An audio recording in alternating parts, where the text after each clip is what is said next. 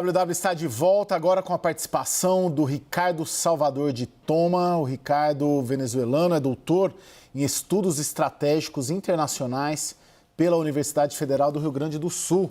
Bem-vindo, professor. Feliz Ano Novo. Feliz Ano Novo, Caio. Lorival, boa noite. Lorival Santana aqui conosco também, Lorival. Bem-vindo, meu caro. Vamos lá, gente. O Brasil não está entre os países que o ex-candidato à presidência da Venezuela, Edmundo González, vai percorrer para demonstrar que tem apoio contra o regime, contra a ditadura venezuelana. O oposicionista chegou hoje à América do Sul, do exílio na Espanha, e pretende ir à Venezuela para tomar posse antes de Maduro, na semana que vem. A reportagem é do Pedro Teixeira. González se reúne neste sábado com Javier Milei na Casa Rosada.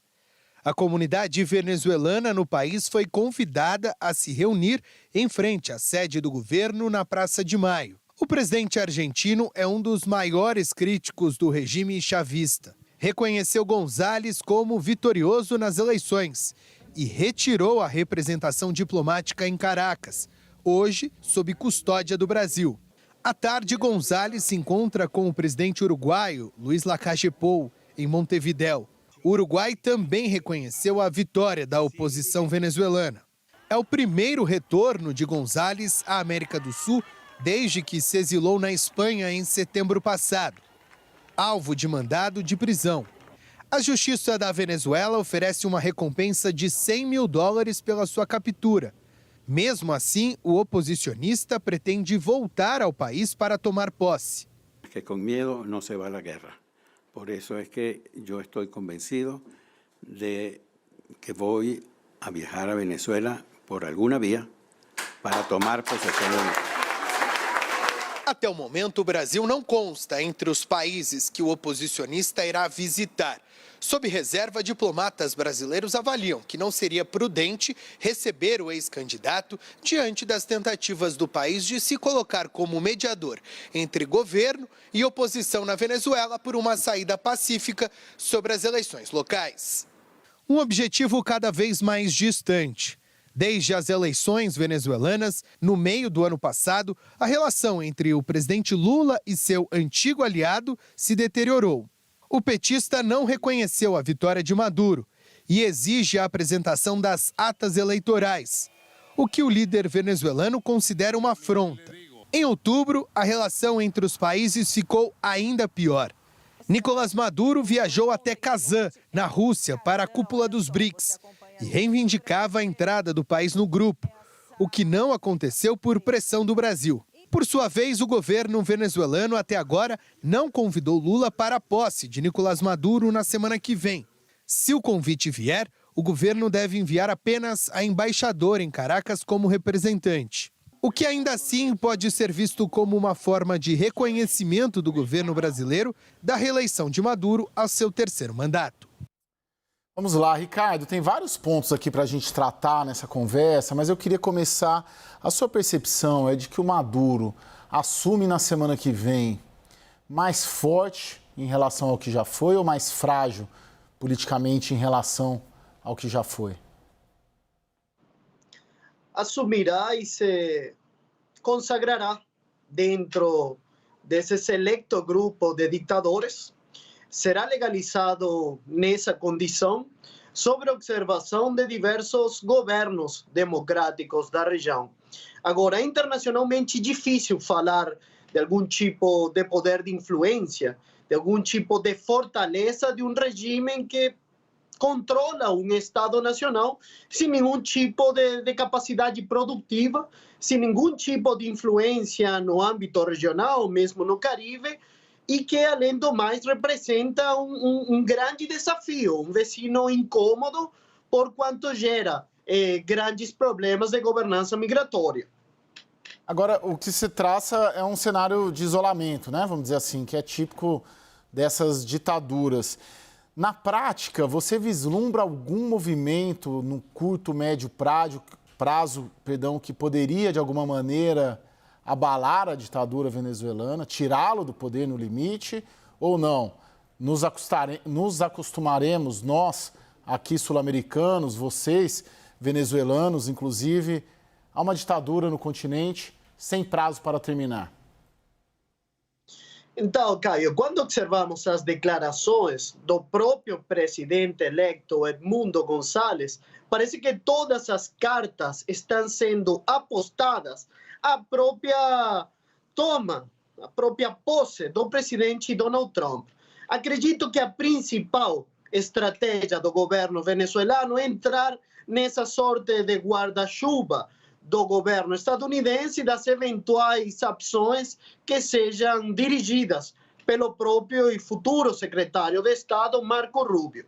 Quando nós observamos a posição do governo da Colômbia, do governo de México, se distanciando totalmente desta questão, mesmo quando tentaram manter uma alternativa de diálogo conjuntamente com o governo brasileiro, entendemos que nenhuma nação da América Latina tem realmente esse potencial de neutralizar.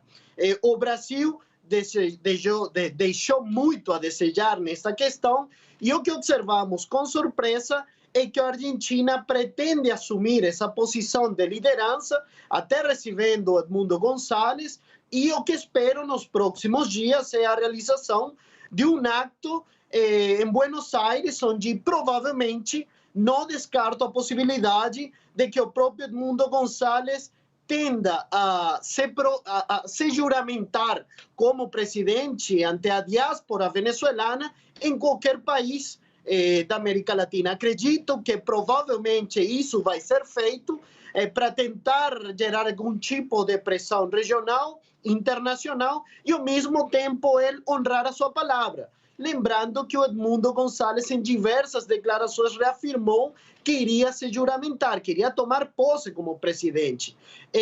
Acredito que, portanto, haverá algum tipo de acto simbólico, cívico, tentando gerar essa pressão. Agora, os efeitos disso, na verdade, é letra morta. Guardando toda aquela distância que representou o fenômeno Guaidó, continuaremos nós, os venezuelanos, na expectativa, esperando algum tipo de acontecimento que se afasta muito das vias do direito. Lorival, eu acho interessante que o que o Ricardo coloca, a questão do Trump principalmente. Hoje eu ouvi, para me atualizar também dessa questão de como o Itamaraty, governo brasileiro, estão enxergando, toda hora eles falam de Trump, né? Que só o Trump que pode, a rigor, salvar a Venezuela. Né? E ele cita, inclusive, o Marco Rubio. Você acha que é por aí? Seria por aí? O que dá para esperar dessa relação Trump-Venezuela? Eu não vejo o Trump preocupado com a Venezuela, né? O Trump ele faz um movimento de desengajamento dos conflitos, né?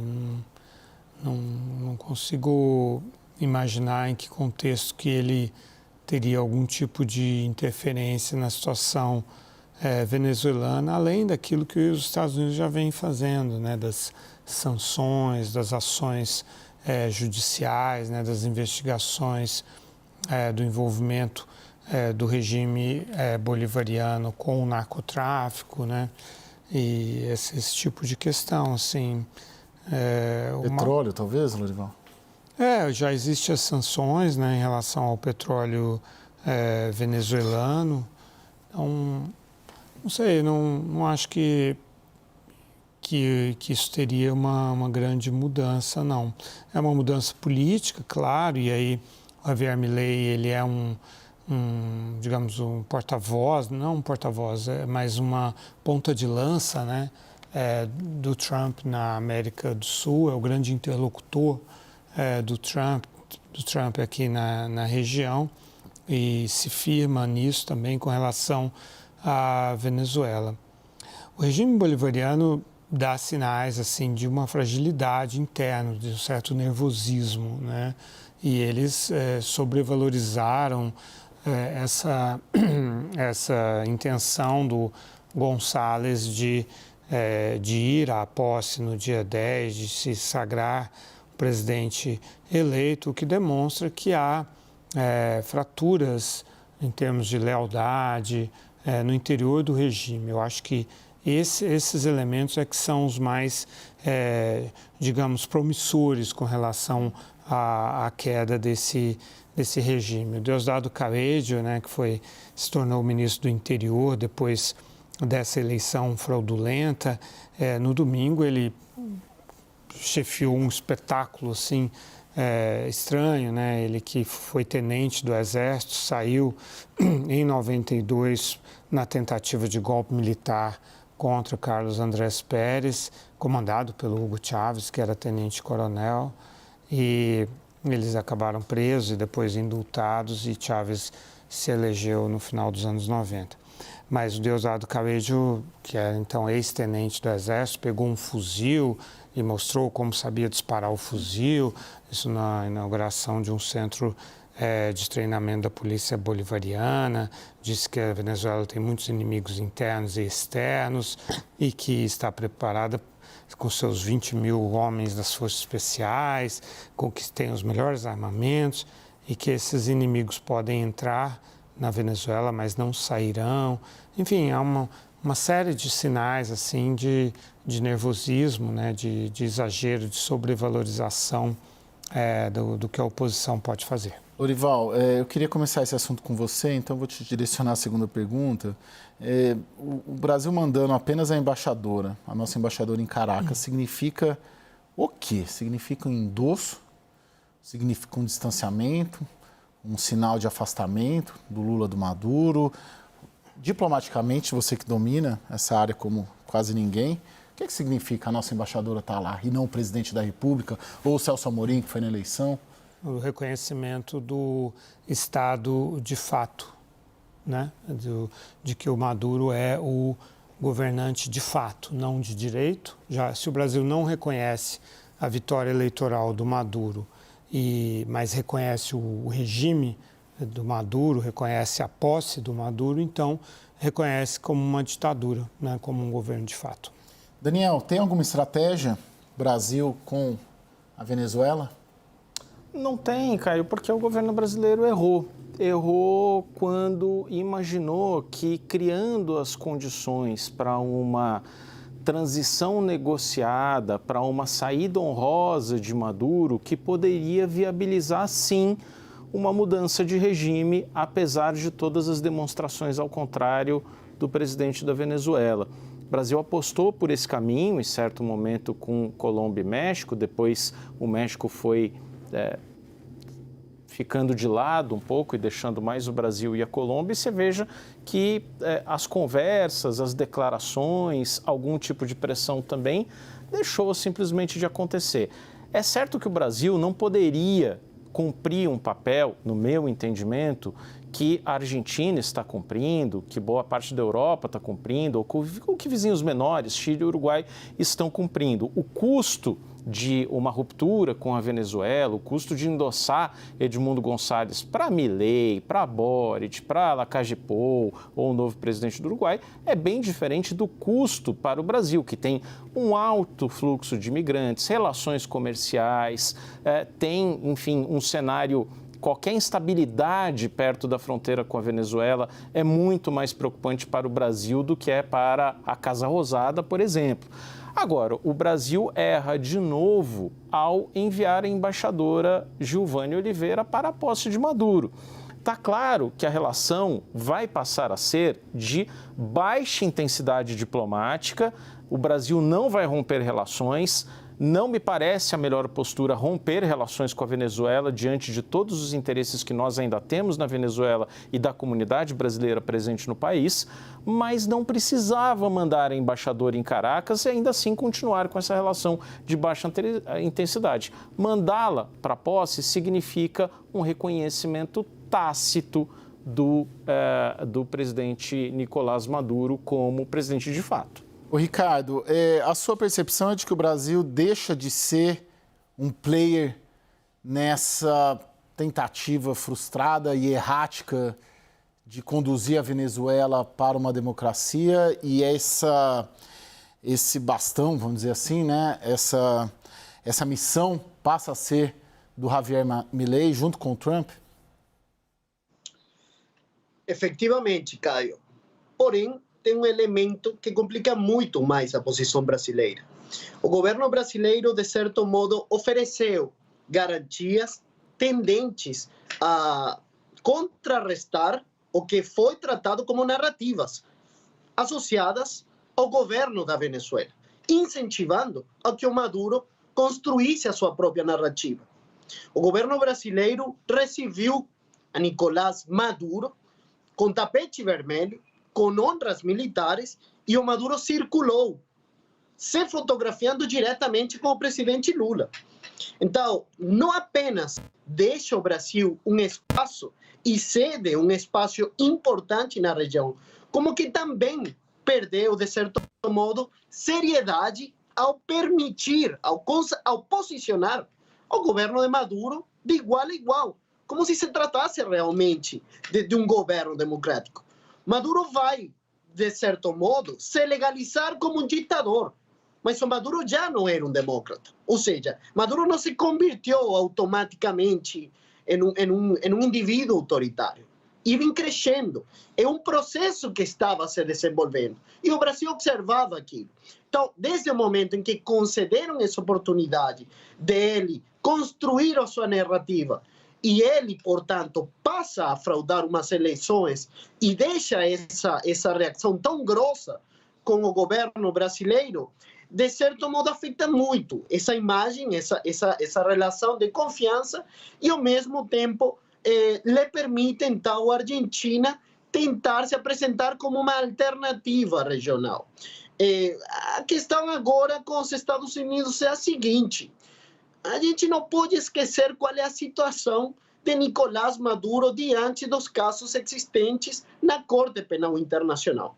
Recentemente, o governo argentino também solicitou que fosse investigado Tarek William Saab pela questão deste gendarme argentino que foi capturado e que se encontra aparentemente no helicoide, que no dia de hoje ainda não existem informações claras sobre as condições dele. Aliás, mostraram algumas imagens sem data certa do momento desse gendarme argentino que foi à Venezuela simplesmente a visitar o seu filho. Então, o que ocorre hoje é que temos um grande desafio regional que deixa o Brasil com essa imagem, com essa palavra comprometida. E isso, de certo modo, gera maior responsabilidade na próxima atuação que seja assumida pela diplomacia brasileira. Lorival, agora a rigor também, a Venezuela não precisa do Brasil, não precisa da Argentina, não precisa de ninguém, né? Porque tem o respaldo da Rússia e da China e de outras desse eixo, né? Vamos dizer assim. Irã, né? Ela consegue, de certa maneira, tocar a vida tendo alianças e parcerias comerciais com esses países, sem falar também nas parcerias com os países democráticos, porque as petroleiras do mundo democrático estão lá também. Assim, para o Nicolás Maduro tem um custo político, né? O fato de não ser, digamos, plenamente reconhecido por um Lula, né? Que é um ícone aí dessa esquerda e que durante 25 anos apoiou o regime chavista, né? Mas a situação para ele quer dizer, é o que temos, né? O que ele tem. O importante para ele é se manter no poder, manter essa plutocracia, né? Que gravita ao redor dele. Ele provavelmente nem é a figura principal desse grupo, talvez Diosdado Cabello seja o homem forte, mas o destino de todo ditador é esse, né? É se manter no poder a qualquer custo. Bom, gente, eu queria agradecer primeiro ao Ricardo Salvador de Toma, que é doutor em estudos estratégicos internacionais pela Universidade Federal do Rio Grande do Sul e tem conhecimento, lugar de fala para falar de Venezuela, porque é venezuelano, né? E um frequente aqui, participante aqui na roda conosco. Muito obrigado, professor. Excelente ano novo para você e para a sua família também. Obrigado, senhores.